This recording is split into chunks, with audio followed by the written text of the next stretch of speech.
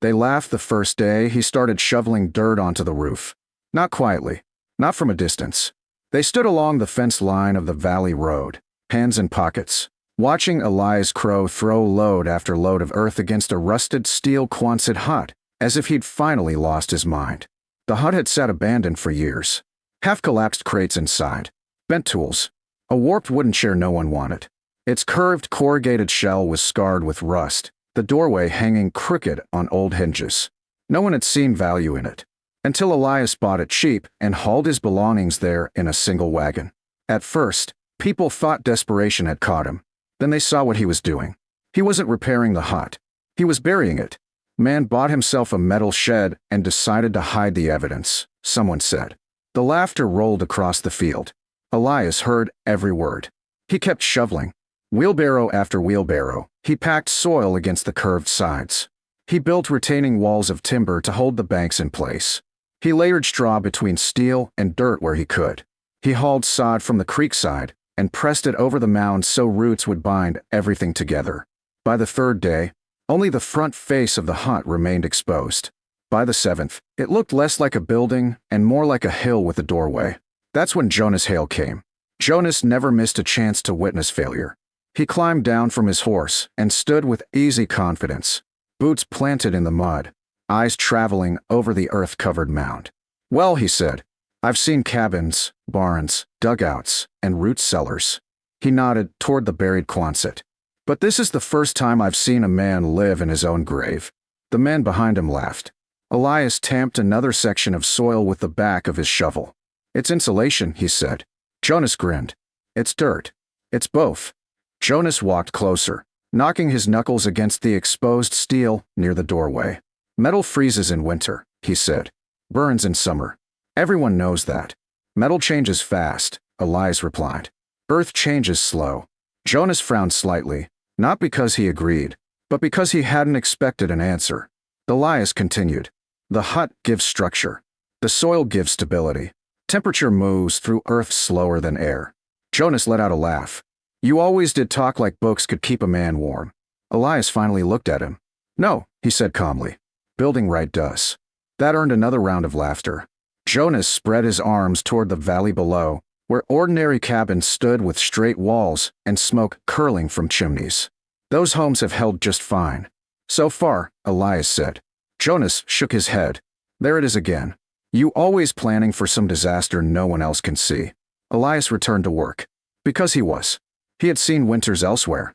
Hard winters. Winters that turned pride into kindling and confidence into frostbite. This valley had been lucky. Luck never lasted. When Jonas rode away, the jokes went with him. But they returned each evening. People found reasons to pass the ridge road just to stare at the mound. He's gone underground. Wait till spring rains drown him. Wait till winter turns that metal shell into an icebox. Elias answered none of it. Inside the hut, he worked with the same patience he'd shown outside. He framed an inner wall several inches away from the steel skin, packed the cavity with straw and clay, built a small masonry stove near the center where heat could radiate evenly, sealed the front door with layered planks and heavy cloth, cut 2 narrow vents he could control by hand. The place smelled of earth, wood smoke, and fresh-cut timber. By autumn, grass had taken root on the mound. From the road, it barely looked man-made. Children climbed halfway up it before their mothers shouted them back. Men pointed and laughed. Women shook their heads. Elias simply watched the sky. The first frost came early. He noticed how the earth around the hut held warmth after sunset longer than open ground did. He placed his palm on the inner wall at dawn and found it cool, but not cold. Good. That meant the mass was working. He lit a small fire in the stove that evening. The hut warmed slowly. Not like a cabin that flashed hot near the flames and froze near the corners. This warmth built gradually, then stayed. The earth absorbed excess heat and released it back. He fed the stove less wood than a valley cabin would need. Down below, no one noticed. Why would they? The valley moved as always. Chopping wood, feeding stock, patching shutters, talking too confidently about another easy winter. Then the wind changed. It came from the north, sharper than usual, drier. It crossed the valley in hard straight lines, not lazy gusts. Elias stood outside his doorway and felt it cut through his coat. He looked at the clouds, high, fast and thin. Wrong kind of sky. That night he banked the stove, checked the vents, and sealed the door tight. In the valley, men laughed in saloons and called it weather.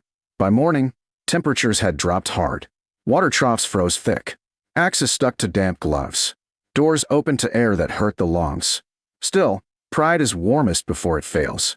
Cold snap, they said. Be gone in a day. It wasn't. The second night was colder. The third brought snow sideways on streaming wind. Cabins shook. Fireplaces drew poorly as gusts reversed chimneys. Heat vanished through plank walls and thin roofs faster than logs could replace it. Families crowded close to flames while corners turned white with frost. Woodpiles shrank by the hour. Men who had bragged all autumn now chopped in darkness with numb hands. Up on the ridge, the storm struck Elias's mound and slid over it. No flat walls to hammer. No roof edges to rip. Snow gathered evenly across the curved earth shell, adding another layer of insulation. Inside, the stove glowed low. The air stayed steady. The walls never bit with cold.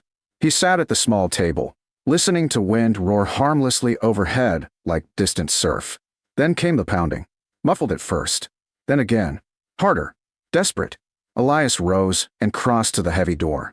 When he opened it, snow burst inward. And in the white stood Jonas Hale. Face pale. Beard crusted with ice. Eyes stripped of every ounce of amusement. Our fire's dying, Jonas rasped. Walls are freezing through. Children can't feel their feet. He looked past Elias into the warm glow of the buried hut. Then back at the man he had mocked. Please. Elias stepped aside. Jonas stumbled in, nearly falling as the heavy door swung shut behind him. The roar of the storm vanished at once, reduced to a distant muffled sound somewhere beyond tons of earth and steel. Jonas stood frozen in place. Not from cold. From disbelief. The hut was warm. Not blazing hot. Not smoky. Not the desperate furnace heat of a cabin fighting for survival. Steady warmth. Even warmth. He looked at the stove. It burned low. That's it, he said hoarsely. That little fire? Elias pulled off Jonas's gloves and pushed his hands toward the stove. The fire starts it, he said. The earth keeps it. Jonas stared at the curved walls. My place is 3 times this flame, and loses it 10 times faster. Jonas said nothing. He knew it was true. Elias handed him a mug of hot water. How many? Jonas swallowed. Most of the valley's in trouble. Some worse than us. Elias nodded once. Then he reached for his coat. Jonas blinked. What are you doing? Getting them. You can't fit the whole valley in here. No, Elias said. But I can fit enough at a time. He opened the door. The storm shoved hard against it, but Elias leaned through and stepped into the white. Jonas followed. The walk downhill was brutal. Snow drove sideways like sand. Wind stole breath and balance alike. More than once Jonas stumbled, but Elias kept moving with the certainty of a man who had already planned this night in his mind. They reached the nearest cabin. The door was half blocked by drifted snow. Inside, a family huddled under blankets near a dying fire. Frost lined the interior wall seams. The mother looked up with hollow eyes. Get your coats, Elias said. Come now. No one argued. They moved the family up the ridge and into the Quonset hut. The moment they entered, fear began to loosen from their faces. Then Elias turned around and went back out. Again and again, cabin after cabin. Some homes still had flame, but no warmth. Others had warmth near the hearth and ice in the corners. One old man sat beside a full wood box and admitted through chattering teeth that he could not split anymore. Elias took him too. By midnight, the hut was crowded. Children wrapped in blankets slept against the inner wall. Women sat shoulder to shoulder near the center.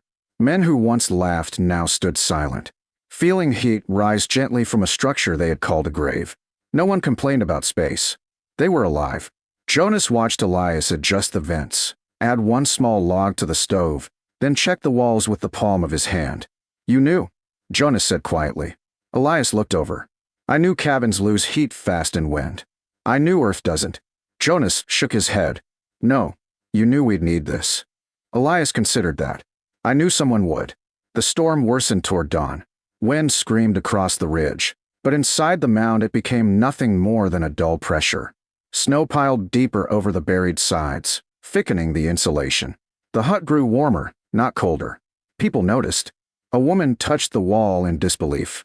It's warm. The stove warms the mass, Elias said. Then the mass warms us back. She did not fully understand. She didn't need to. Hours passed. No one froze. No one had to feed a roaring fire every few minutes. No one fought drafts sneaking through cracks. When morning finally came, the wind had weakened. Elias opened the door carefully. Sunlight struck a landscape transformed into white silence. The valley cabins stood buried to their windows. Smoke rose from only a few chimneys. People stepped out one by one, blinking into the cold. Then they turned and looked back at the mound. Grass covered earth beneath snow. A steel doorway set into a hill, the home they had mocked. Jonas stood beside Elias, ashamed enough to speak plainly. I called it a grave. Elias glanced at him. You were half right. Jonas frowned. It buried pride, Elias said. For the first time in days, a few tired laughs escaped the group. The storm damage took weeks to repair. Roofs had collapsed under drifting loads. Woodpiles were ruined. Several cabins needed entire walls rebuilt where frost had split boards and warped frames. But the biggest change wasn't in the buildings. It was in the minds of the valley. Men who once laughed came to the ridge carrying shovels. Women came with notebooks and questions. Children came simply to see inside. How deep is the soil? Why the curved roof? Why didn't the metal freeze us out? Elias answered what he could. The steel gives shape. The earth slows temperature change. The curve sheds wind. The snow helped once it piled. Soon, new projects began. One man banked earth against the north wall of his cabin. Another built a root cellar room into a hillside for sleeping during storms. Two brothers bought an old storage arch and started burying half of it before winter returned. No one laughed. By late spring, green shoots covered Elias's mound again. From a distance, it looked like part of the land itself. Jonas climbed the ridge one evening carrying a sack of seed. For the roof, he said awkwardly. Figured thicker grass might hold better. Elias accepted it. They spread the seed in silence. At last Jonas spoke. I thought strength meant looking strong. Elias raked soil smooth with the back of a hoe. Most people do. Jonas looked down at the valley where straight-walled cabins now wore fresh berms of dirt and new windbreak fences. You think another winter like that comes again? Elias glanced north. Doesn't matter. Jonas waited. We'll be ready. That autumn, smoke rose from improved homes across the valley. Walls thicker, roofs lower, earth banked where it mattered. And on the ridge, the mud-buried Quonset hut stood exactly as before. Quiet, unshaken, no longer a joke, now a blueprint. Because the valley had learned what pride never teaches. The smartest shelter often looks foolish. Right until the storm arrives.